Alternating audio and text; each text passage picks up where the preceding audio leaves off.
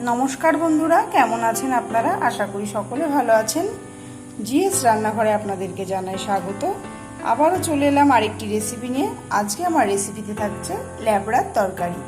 আর আমরা সকলেই ল্যাবড়া খেতে ভালোবাসি, বিশেষ করে যদি পাতে খিচুড়ির সঙ্গে এই ল্যাবড়ার তরকারি থাকে তাহলে তো বেশ ভালোই হয়। আর এই ল্যাবড়ার তরকারির জন্য এখানে আমি সবজি হিসাবে নিয়েছি মিষ্টি কুমড়ো, আলু, এখানে পটল, ঝিঙে, বেগুন আর এখানে নিয়েছি কাটোয়া ডাঁটা। সমস্ত সবজিগুলোকে ভালো করে কেটে ধুয়ে পরিষ্কার করে নিয়েছি। আপনাদের কাছে অনুরোধ রইল আপনারা পুরো ভিডিওটি প্রথম থেকে শেষ পর্যন্ত দেখতে থাকুন। আর আমার চ্যানেলে নতুন বন্ধু থাকলে চ্যানেলটি সাবস্ক্রাইব করার অনুরোধ রইল। ল্যাবড়া তৈরির জন্য সবার প্রথমে কড়াইতে সরষের তেল দিয়ে দিয়েছি আর ফোড়ন হিসেবে দিয়ে দিলাম একটা গোটা শুকনো লঙ্কা আর পাঁচফোড়ন। পাঁচফোড়নটা একটু হালকা ভেজে নিতে হবে। তারপর কেটে রাখা সবজিগুলো অল্প অল্প করে দিয়ে ভেজে নেব। আপনারা চাইলে কিন্তু সবজিগুলো আলাদা আলাদাভাবেও ভাজতে পারেন। আমি এখানে অল্প অল্প করে সবজি দেবো আর নাড়াচাড়া করে ভেজে নেব। যেহেতু অনেকটাই সবজি সেই জন্য বারে বারে অল্প অল্প করে দিয়ে ভেজে নেব।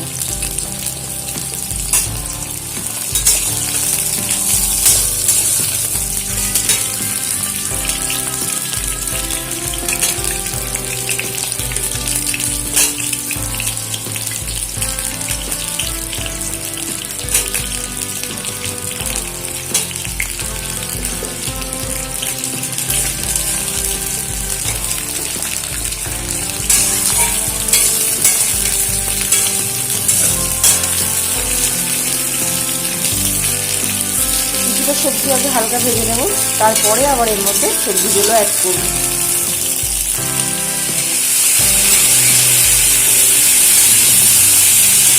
অনেকটাই সবজি ভেজে নিয়েছি। এবারে বাকি যে সবজিটা আছে এর মধ্যে দিয়ে দিচ্ছি।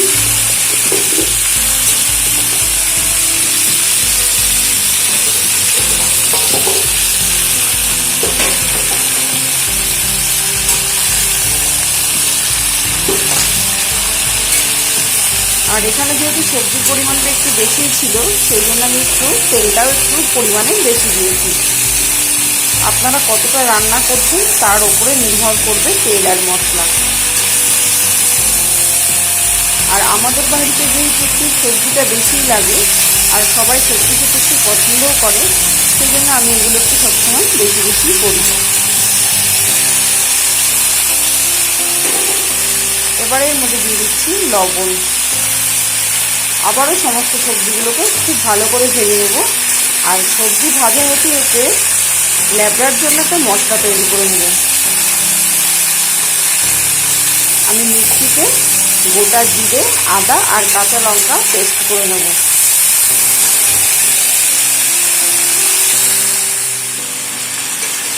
ফিরে এলাম বেশ কিছুক্ষণ পর।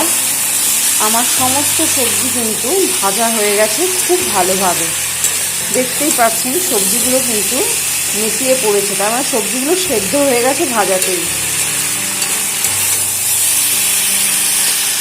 এবারে আমি এর মধ্যে দিয়ে দিচ্ছি পেস্ট করে রাখা মশলা। আবারও বলে দিচ্ছি আদা, জিরে আর কাঁচা লঙ্কা আমি একসঙ্গে পেস্ট করে নিয়েছি। আর দিয়ে দেবো পরিমাণ মতন হলুদ গুঁড়ো।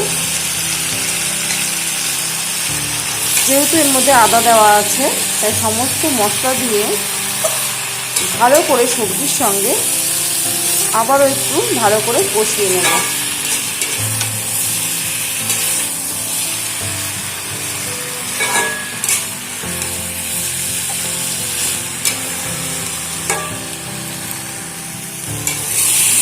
মশলাটা দিয়ে ভালো করে কষিয়ে নিয়েছি। এবারে আমি এর মধ্যে দিয়ে দিচ্ছি 2 চামচ মতো চিনি। যেহেতু ল্যাবড়ার তরকারি একটু মিষ্টি মিষ্টি খেতেই বেশি ভালো লাগে। এটা অপশনাল, আপনারা যদি মনে করেন যে না মিষ্টি খেতে পছন্দ করি না সেক্ষেত্রে আপনারা চিনি নাই ব্যবহার করতে পারেন। কিন্তু যারা মিষ্টি খেতে পছন্দ করে তারা অবশ্যই এইভাবেই মিষ্টি মিষ্টি করেই রান্না করবে।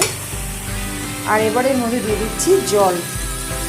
জল কিন্তু খুব বেশি দিলে তরকারিটা টানাতে অনেকটা সময় লেগে যাবে। আর সবজি যেহেতু অনেকটাই ভাজাতেই সেদ্ধ হয়ে গেছে সেই জন্য খুব বেশি জল দেওয়ার প্রয়োজন নেই, জল অল্প দিলেই, আর মোটামুটি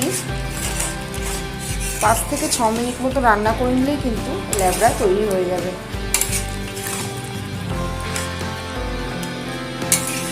এবারে এটাকে আমি একটু ফুটতে দেবো।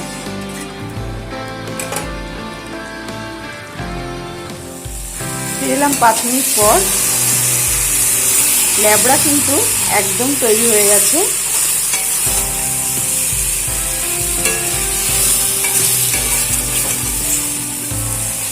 আর সব রকম সবজি থাকলে তরকারি এমনিতেই খেতে সুস্বাদু হয়, আর যদি এইভাবে রান্না করা হয় তাহলে তো কোনো কথাই নেই। তো আমার আজকের রেসিপি কেমন লাগলো আপনারা অবশ্যই জানাবেন। ভিডিওটি ভালো লাগলে লাইক, শেয়ার, কমেন্ট করতে ভুলবেন না। আজকের মতো শেষ করছি এখানে, আবারও হাজির হয়ে যাব নতুন কোনো রেসিপি নিয়ে। ততক্ষণে ভালো থাকবেন, সুস্থ থাকবেন, ধন্যবাদ।